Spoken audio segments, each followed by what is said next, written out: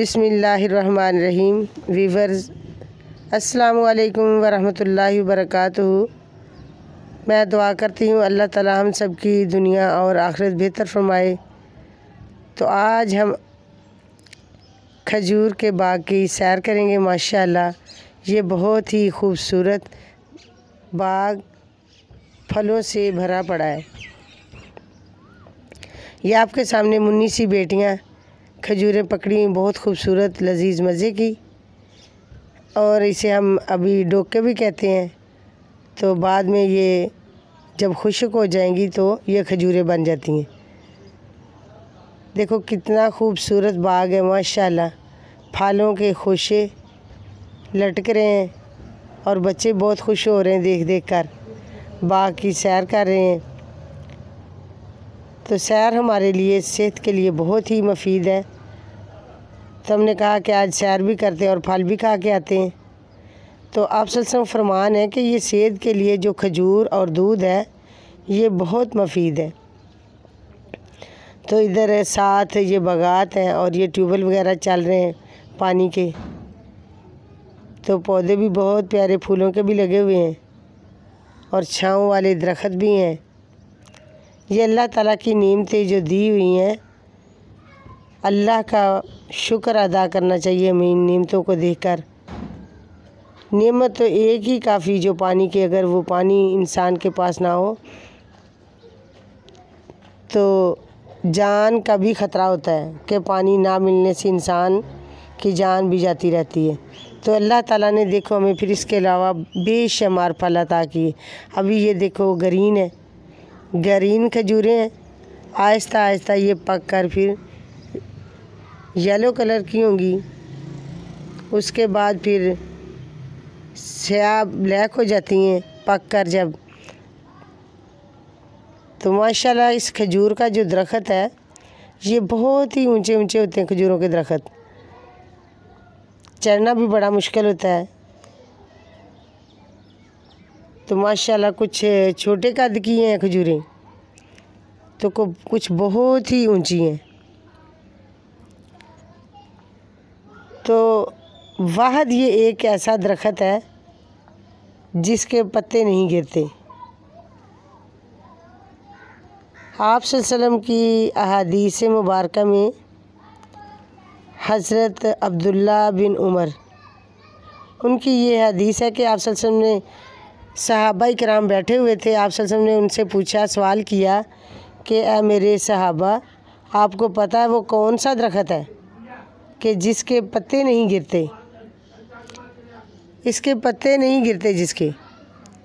تو خاموشی سے سب ایک دوسرے کی طرف دیکھ رہے تھے، جواب نہیں دے رہے تھے۔ ذہن سب کا دور دور تک چلا گیا وہ کون سا ایسا درخت ہوگا جس کے پتے نہیں گرتے۔ حضرت عمر رضی اللہ تعالیٰ عنہ کہتے تھے کہ میں خاموش رہا کہ اتنے بڑے صحابہ کرام بیٹھے ہوئے ہیں، اس لیے میں خاموش رہا، جواب نہیں دیا۔ تو پھر آپ صلی اللہ علیہ وسلم فرمایا کہ وہ درخت آپ کے علاقے میں ہے، آپ کے قریب ہی ہے، کھجور ہے جس کا پتہ نہیں گرتا۔ تو پھر بعد میں حضرت عبداللہ بن عمر نے کہا کہ آپ صلی اللہ علیہ وسلم کو کہ مجھے اس بات کا پتہ تھا، لیکن میں اس لیے نہیں بتا رہا تھا کہ بہت بڑے بڑے صحابہ کرام بیٹھے ہوئے ہیں، تو اس لیے میں نے جواب نہیں دیا، تو لیکن مجھے پتہ تھا۔ مومن کی بھی اس درخت کی طرح مثال ہے، جس طرح کہ یہ درخت کے پتے نہیں گرتے، مضبوطی کے ساتھ جمے رہتے ہیں، تو مومن کی بھی یہی نشانی ہے کہ وہ اگر خوشی آ جائے، غمی آ جائے تو وہ گھبراتا نہیں، اپنے پاؤں پہ جمع رہتا ہے۔ تو ماشاءاللہ یہ دیکھو اللہ تعالیٰ نے ہمیں یہ باغات کھجوروں کے بھرے ہوئے ہیں، کھانے کے لیے کھجوریں دی ہیں، تو بچے بھی ادھر ماشاءاللہ بہت زیادہ آئے ہوئے ہیں کھجوریں اکٹھی کرنے کے لیے۔ تو ہم بھی اس باغ میں آئے ہیں کھجوریں کھانے کے لیے۔ یہ سہیب بیٹا بھی ماشاءاللہ ہمارے ساتھ ہے، کہہ رہا ہے کہ آپ اگر ہمارے چینل پر نئے ہیں تو چینل کو سبسکرائب کر دیجئے تاکہ ہر ہماری نئی آنے والی ویڈیوز آپ تک آسانی سے پہنچ سکے۔ تو یہ میرے بیٹے ہیں چھوٹے چھوٹے، ادھر ہمارے گاؤں کے قریب باغ میں آئے ہوئے ہیں کھجوریں کھانے کے لیے۔ اور جھولیوں میں انہوں نے بچوں نے دیکھو ڈالی ہوئی ہیں۔ تو کہہ رہے تھے کہ ہماری بھی ویڈیو بناؤ، ہم نے اب کھجوریں تو اکٹھی کر لی ہیں کھانے والی، تو ہم نے تو ان کی پھر ویڈیو بھی ساتھ بنائی اور ان سے کچھ سوالات بھی کیے۔ تو یہ بہت ہی میٹھی ہیں کھجوریں جو ہم نے ادھر سے لی ہیں۔ یہ بیٹا میرا سہیب بھی اتار رہا ہے، بڑی خوشی سے جا رہا ہے، لیکن اب دیکھو یہ خوشی اتار رہے ہیں ماشاءاللہ، بہت ہی لذیذ مزے کے۔ اگر آپ کو بھی موقع ملے تو اس طرح اپنے بچوں کو لے کر ساتھ باغ میں جایا کریں، اور سیر و تفریح بھی ہو جاتی ہے، بچے خوش بھی ہو جاتے ہیں۔ آپ صلی اللہ علیہ وسلم فرمان ہے کہ کبھی آپ کو موقع ملے تو اپنے بچوں کو ساتھ کے بھی نکلا کرو۔ تو ماشاءاللہ آج ہم سیر کے لیے آئے تھے اور کھجوریں بھی کھائی ہیں اور کھجوریں ان سے لی بھی ہیں۔ تو دیکھو یہ اللہ کی کتنی بڑی نعمتیں ہیں، بہت زیادہ۔ باغ ماشاءاللہ بہت وسیع ہے، تو اللہ تعالیٰ ان کے باغ کو سلامت رکھے اور کھانے والوں کو صحت تندرستی سے نوازے، جو اتنی بڑی محنت سے اس باغ کی رکھوالی کرتے ہیں، اور پھر یہ پھل اللہ تعالیٰ نے ہمارے لیے پیدا کیے ہیں۔ انہی کی بدولت ہم بھی کھاتے ہیں، کیونکہ وہ محنت کش لوگ محنت کرتے ہیں، پودوں کو پانی لگاتے ہیں وقت کے ساتھ ان کو۔ تو ماشاءاللہ آپ صلی اللہ علیہ وسلم کے دور میں بھی یہ کھجوروں کی نسل کو بڑھانے کے لیے اس کا بور لیا جاتا تھا۔ بور کو جو اس کے دو قسم کے ہوتے ہیں، نر اور مادہ۔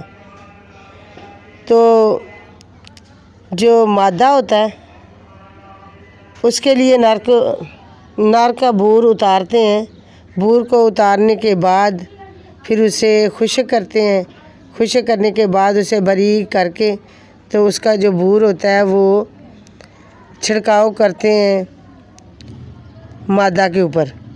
نر جو ہوتا ہے اس کو مادہ کے اوپر چھڑکاؤ کرتے ہیں، تو اس کے ساتھ پھر وہ کھجوریں جو ہوتی ہیں وہ بہت ہی زیادہ بڑھ جاتی ہیں، موٹی بھی ہوتی ہیں اور پھل بھی زیادہ بڑھ جاتا ہے۔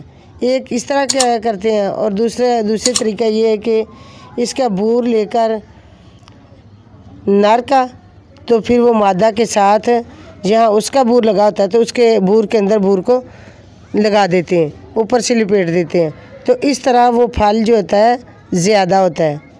تو ماشاءاللہ اسی طرح کرنے سے پھل جب زیادہ بڑھ جاتا ہے تو پھر جو مالک ہوتے ہیں ان کے لیے بھی زیادہ فائدہ ہوتا ہے، تو باقی لوگوں نے تو خریدنی ہوتی ہیں تو ان کے لیے بھی فائدہ ہوتا ہے۔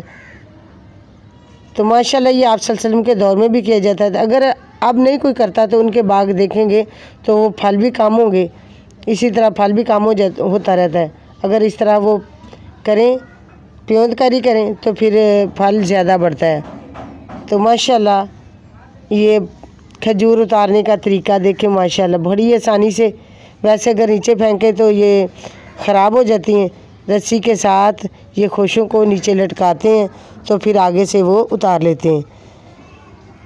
تو بڑی خوشی کی بات ہے، میں سیر کے لیے آئی تھی تو یہ باغ دیکھا، سیر کی صبح صبح، تو ساتھ چھوٹے چھوٹے بچے بھی تھے میرے، تو انہوں نے بھی سیر کی۔